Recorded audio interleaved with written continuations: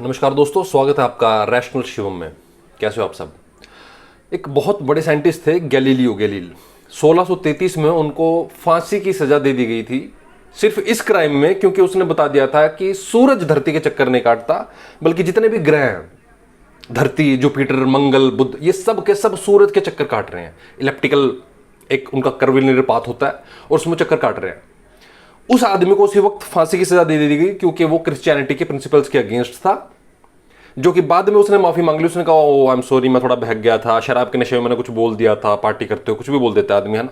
सलमान भाई से बेहतर ये कौन जानता है। खैर, उसको ये माफी दे दी गई और उसकी फांसी की सजा पूरी लाइफ इंप्रिजनमेंट यानी कि होम अरेस्ट में कन्वर्ट कर दी गई। उसका जो गृह राज्य था फ्लोरेंस में, और 1642 तक वो बेचारा वहीं हाउस अरेस्ट में मरा। इतना बड़ा साइंटिस्ट।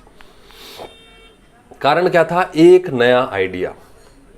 जो भी व्यक्ति न्यू आइडिया लेकर आता है वो उस एस्टेब्लिशमेंट के अगेंस्ट होता है, वो उसको चैलेंज कर रहा होता है, क्योंकि एस्टेब्लिशमेंट बनी ही पॉपुलर मैंडेट पे है, और पॉपुलर मैंडेट बना होता है रूढ़िवादी प्रिंसिपल्स पर। वो उन प्रिंसिपल्स बना होता है सनातन संस्कृति, जो ऑलरेडी ट्राइड एंड टेस्टेड है। टेस्टेड तो पता नहीं, लेकिन ट्राइड है।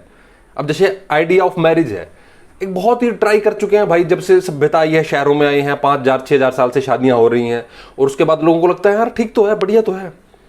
हालांकि उसमें चीटिंग होती है, हालांकि उसमें बच्चे छोड़ छोड़कर माँ बाप को जाते हैं, हालांकि उसमें पत्नियां बहुत पिटती हैं, पति के मर्डर होते हैं, लेकिन लोगों को लगता है यार ठीक तो है, बढ़िया तो है, गृह क्लेश चल रहा है, ठीक है, कुछ मिल तो जाता है उसमें। कुछ देर का जो सुख है उसके चक्कर में उसको लगता है कि यार ये आइडिया तो बहुत बढ़िया है। अब इसको लेफ्ट विंग का कोई लिबरल तो ये चैलेंज करता है इसको, और उसके चैलेंज के चक्कर में क्या होता है, वो सरकार एक बार हिल जाती है, क्योंकि सरकार बनी हुई है उस पॉपुलर मैंडेट पर। सरकार तो छोटी होती है, देश बड़ा होता है। तो एक लेफ्ट विंगर जो होता है वो कहता है यार मैं तो देश की बात करूंगा, मैं तो उस सिस्टम की बात करूंगा जिसकी वजह से सरकार करप्ट हुई है। अब सरकार के बारे में कोई बात कर रहा हो और सिस्टम को बुनियादी रूप से हिलाने की बात कर रहा हो और आमूलचूल परिवर्तन की बात कर रहा हो ऑलरेडी एस्टेब्लिश सिस्टम में, सरकार को यह कहाँ बर्दाश्त होता है। तो सरकार पागल हो जाती है इस चक्कर में। सरकार कहती है यार तुम ज़्यादा जानते हो हमसे, जो चीज़ ऑलरेडी सनातन संस्कृति में चली आ रही हैं 8,000 साल से, वो तू चेंज करेगा, अब तेरी औकात है ये। तो सरकार को वो हर व्यक्ति जो मंदिर के खिलाफ बोल रहा हो, जो मस्जिद के खिलाफ बोल रहा हो, थोड़ा सा मस्जिद के खिलाफ वाला तो फिर भी थोड़ा सा पसंद आ जाएगा, क्योंकि थोड़ी सी अगर राइट विंग की सरकार होती है तो, लेकिन वो मंदिर के अगेंस्ट नहीं बोलेगा।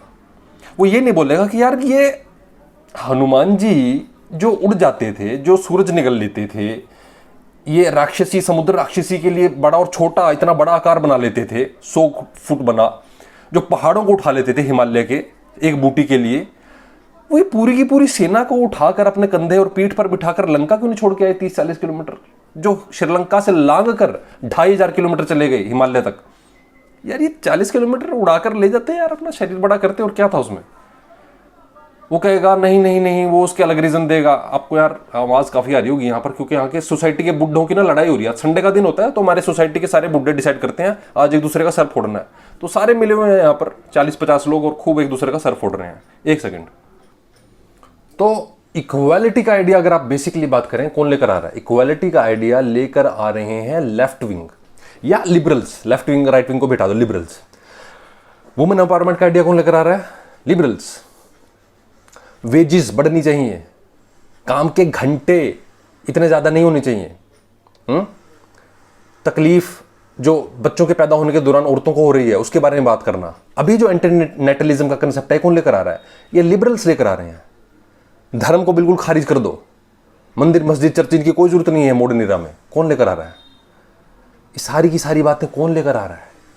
लड़कियों को डांस करने दो, इट्स ओके दैट अगर वो वाइन पी रही है तो। लड़कियों के स्कूल लड़कों के स्कूल कोएड, जिसमें तुम पढ़कर बड़े हुए, ये आइडिया कौन लेकर आया है? तुम्हारी नौकरी एज ए वुमन, कौन उसका सबसे बड़ा संस्थापक है? लिबरल्स। तुम जिंदा हो किन की वजह से? न्यू आइडियाज की वजह से। तुम्हें इंजेक्शन जो लगे हुए पोलियो के, तुम्हें इंजेक्शन जो लगा हुआ है मलेरिया और डेंगू और फीवर का, और जो पैरासिटामोल तुम ले रहे हो, किसकी वजह से? वो न्यू आइडियाज जो लेकर आए हैं। ये सब लिबरल थिंकर्स लेकर आए हैं। पहले फैसिनेशन था औरतों का कि नहीं नहाना, यूरोप की औरतों का कि नहाना ही नहीं, नहाएंगी तो हमारी जो फर्टिलिटी है वो खत्म हो जाएगी। रानी का बहुत मशहूर वक्तव्य है, मैं सिर्फ पैदा होते वक्त और शादी के वक्त नहाई थी। बहुत से बच्चों की मौत सिर्फ इसलिए हो जाती थी क्योंकि उनकी जो दाई माँ होती थी वो हाथ नहीं धुले होते थे उनके। जबरदस्त बिखरा हुआ मोर्टेलिटी रेट था। जो कि पेनिसिलिन की खोज के बाद और दवाइयों की, डिटोल की खोज के बाद बहुत ज़्यादा डिक्रीज हुआ। कारण क्या था? नए आइडियाज, चैलेंज करना है हमें। क्यों हो रही है मौतें? ये कोई देवी प्रकोप थोड़ा है। तुम भगवान हो या राक्षस हो? क्यों मार रहे हो भाई हमारे बच्चों को? वाकई में भगवान हो क्या? करुणा की मूर्ति? तो बच्चे क्यों मारे जा रहे हैं? इन सब बातों को उन्होंने करा। अब नेता ये सब बातें बोल नहीं सकता भगवान के खिलाफ, बोलेगा तो मेजोरिटी के वोट कट जाएंगे। भले खुद ना मानता हो, एक भी बार जय श्री राम मन से ना बोलता हो, लेकिन दुनिया के सामने सीता माता का मंदिर तो यहीं बनाएंगे, ये उसका रूप आ जाएगा। तो टेस्टेड एक्सपीरियंस पे बिलीव करता है। उसको पता है लोग यहाँ के रूढ़िवादी हैं, जबरदस्त लोक धर्म में मानने वाले हैं, जबरदस्त यात्राएं करते हैं एक जगह से। इनकी यात्राएं, यहाँ टूरिज्म, इस देश का टूरिज्म ही धर्म के नाम पर होता है। तो उस देश में आप धर्म को कैसे अवॉइड कर दोगे? नेता बजाता है चुटकी और लगाता है नारा। जो आदमी पैदल चल चलकर, नंगे पैर चल चलकर कावड़िया लेकर जा रहा है भाई, हर घर में से लोग जा रहे हैं वैष्णो देवी की यात्रा करने, हरिद्वार, केदारनाथ, यहाँ टूरिज्म है भगवान। उस भगवान को तुम अवॉइड कर रहे हो। तो कांग्रेस पे हंसता होगा, कांग्रेस पे हंस हंस कर गालियां देता होगा, तुम्हें शर्म नहीं आती? तो वो नारा लगवाता है और उसको सारे वोट अपने पास खड़े कर लेता है। यहां बात कांग्रेस और उसकी नहीं हो रही, राइट विंग की नहीं हो रही, यहां पर बात हो रही है नए आइडियाज वर्सेस पुराने आइडियाज। और क्यों नए आइडियाज हमेशा अगेंस्ट होते हैं एस्टेब्लिशमेंट के? क्योंकि वो एस्टेब्लिशमेंट बनी ही इसीलिए है, पुराने विचारों के धरातल पर। एस्टेब्लिशमेंट तुम्हारे दादाजी हैं, वो नहीं, मेरे दादा नहीं चाहते थे कि कोई औरत घर में के बाहर काम करे, नहीं चाहते थे, वो टोटली अगेंस्ट थे उसके।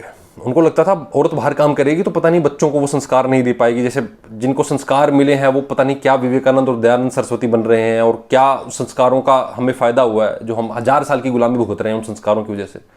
संस्कार नहीं चाहिए हमें, कर्मठता चाहिए। जो भी आदमी अपने कर्म में लीन होगा, संस्कार कॉमन सेंस के रूप में उसके पास आएंगे और फालतू की चीजों को हटा देगा। वही संस्कार है आपका, और क्या है। तो बाय नेचर आप फ्रीडम लवर होगे। अगर आप थोड़े से लिबरल हुए तो बाय डिफॉल्ट आप आजादी पसंद करोगे, आप अपने व्यूज को एक्सप्रेस करना चाहोगे, और एस्टेब्लिशमेंट उसको रोकेगी। आपके दादाजी रोकेंगे, अरे नहीं नहीं, गाना नहीं नहीं नहीं नहीं, अरे डांस नहीं नहीं नहीं नहीं, पेंटिंग, अरे पेंटिंग में क्यों बेटा, ये क्या कर रहे हो, नहीं बेटा मत करो, बस वो मैथ पढ़ते रहो बेटा, वो जो पढ़ी, और रामायण पढ़ते रहो बेटा, ये फालतू की चीजें हैं, ये क्या कुछ भी बना देते हो, ये क्या बना दिया, ये मोदी जी का क्या तुमने अजीब सा वो चेहरा बना दिया, नहीं नहीं बेटा, ये कॉकरोच क्यों बना रहे हो बेटा। तो दादाजी को डर है हर तरह की आजादी से, और एक लिबरल आदमी का काम ही है टू एक्सप्रेस हिमसेल्फ और हरसेल्फ। वहां बाय डिफॉल्ट एक प्रॉब्लम है, बाय डिफॉल्ट, क्योंकि वो ऑलरेडी टेस्टेड एविडेंस को सिर्फ एविडेंस मानता है और किसी भी नई चीज को, नई थ्योरी को बिल्कुल नकार देता है। तो ये सब चीजें हैं जो आप के जो बड़े बुजुर्ग होते हैं वो हमेशा अगेंस्ट होते हैं। जेन जी के अगेंस्ट होते हैं, वो इक्वालिटी के अगेंस्ट होते हैं, वुमेन एम्पावरमेंट के अगेंस्ट होते हैं, एक्सप्लोरेशन के अगेंस्ट होते हैं। एक समय पर तो इस देश में समुद्र लांघने को भी बहुत बुरा माना जाता था, अभिशाप माना जाता था। कहते थे कि समुद्र लांघोगे, अरे यार ये तो समुद्र देवता की बेइज्जती होगी, उनके ऊपर पैर रखोगे तुम, वो तो देवता है, पानी देवता है हमारा, वरुण पूरा देवता था बादलों का।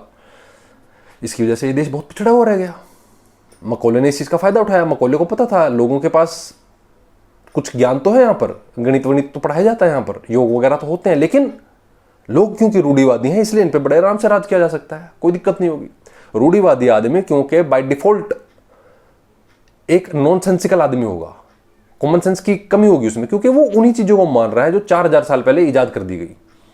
वो ये नहीं पूछ रहा भाई कि भाई तुम शूर्पणखा की नाक क्यों काट रहे हो, उसका प्रपोजल रिफ्यूज कर दो, बेचारी का प्रपोजल रिफ्यूज कर दो यार। अब किसी की बहन की नाक काटोगे यार, वो तो गुस्सा हो ही जाएगा एक बार तो, वो भी राजा की। वो ये नहीं पूछ रहे यार, अगर कोई उड़ उड़ के जा रहा है, एक जगह से दूसरी जगह जा रहा है, इतना बलशाली वो है, तो वो पूरी की पूरी सेना को लंका बिठाए। मतलब अगर आपका इतना बड़ा, आप विशालकाय, अगर आप सूरज को निकल पा रहे हो अपने जबड़े से, वो भी बचपन में इतना बड़ा साइज आप कर पाते हो, तो लंका वंका तो टापू है, सूरज और ये टापू, वो भी धरती का। धरती तो ये है, कण मात्र है सूरज के सामने, खत्म। श्रीलंका को मारो यार, क्या कर रहे हो आप। संजीवनी बूटी नहीं पता चल रही। बल बुद्धि विद्या देहु मोहि हरहु कलेश विकार। बात नहीं कर रहा हूं, आरोप नहीं लगा रहा हूं, सोचने की बात कर रहा हूं। आप सोचना शुरू कीजिए, सोचना शुरू करेंगे तो उससे नए नए आयाम आपको मिलेंगे, खोजेंगे आप चीजों को, और आप ऑलरेडी एस्टेब्लिशमेंट के नाम पर जिन जिन चीजों की वजह से जिन जिन को वोट दे रहे हैं, उनके खिलाफ, उनके सामने समकक्ष खड़े हो सकेंगे अल्टरनेट पावर के रूप में। जैसे भी कांग्रेस जनता पार्टी खड़ी हुई, लोगों का क्या जबरदस्त समर्थन मिला उनको, पूरे देश में प्रोटेस्ट स्टार्ट हो गए। अब छोटे छोटे चंडीगढ़ में मूक बधिर बच्चे सेक्टर 18 के वो खड़े हो गए, गूंगे जो बोल भी नहीं सकते, वो भी अब बोल रहे हैं कि हमें अच्छा खाना दो, अच्छे कपड़े दो, अच्छी छत दो मैडम, खड़े हो गए वो। ये है नए आइडिया की ताकत। भगत सिंह का कथन है, हिस्टोरिकल रिकॉर्ड पर है, मुझे मार दोगे मेरे आइडियाज नहीं मार पाओगे। भगत सिंह अभी जिंदा है, भगत सिंह सही कह रहा था। भगत सिंह को कैसे मारोगे? पुराने दादाजी परदादाजी वो सब खत्म हो जाते हैं। जो जिंदा रहते हैं तुम्हारी यादों में भी वो लोग होते हैं, वो नाना जी वो दादाजी होते हैं जो तुमसे बात किया करते थे, जो तुमसे बतियाते थे नई चीजों के बारे में, उन चीजों के बारे में जो अनएक्सप्लोर्ड है तुम्हारे जीवन में। मेरे नाना जी मेरे से साहिर लुधियानवी के बारे में बात करते थे, शकील बदायूनी के बारे में बात करते थे, नेपोलियन के बारे में मैं उनसे बात करता था। तो मैं अभी तक याद करता हूं उनको। कविताएं लिखने का उनको जबरदस्त शौक था, मेरे को जबरदस्त शौक था, बहुत ही छोटी एज में। अभी तक याद करता हूं मैं उनको। कहानियां बड़ी रोमांचक सुनाया करते थे, जहां पर वो रहते थे पंजाब के एरिया में, पार्टीशन की कहानियां सुनाते थे।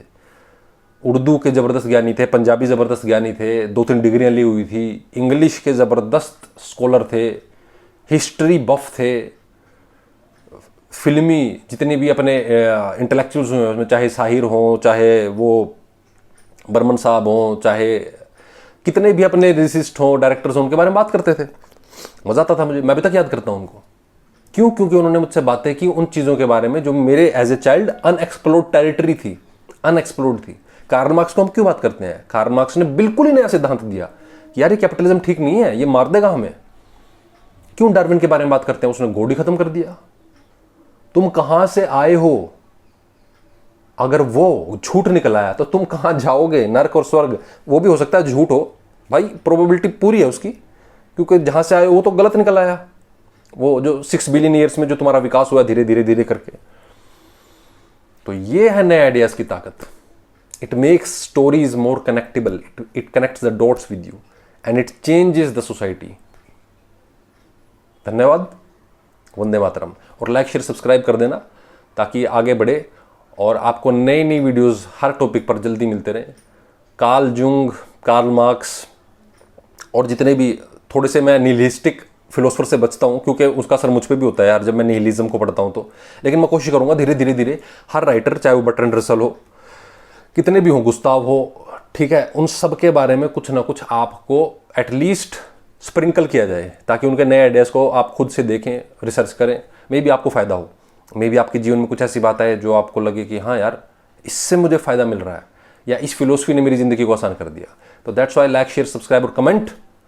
मिलते हैं बहुत ही जल्द अगली वीडियो में। धन्यवाद।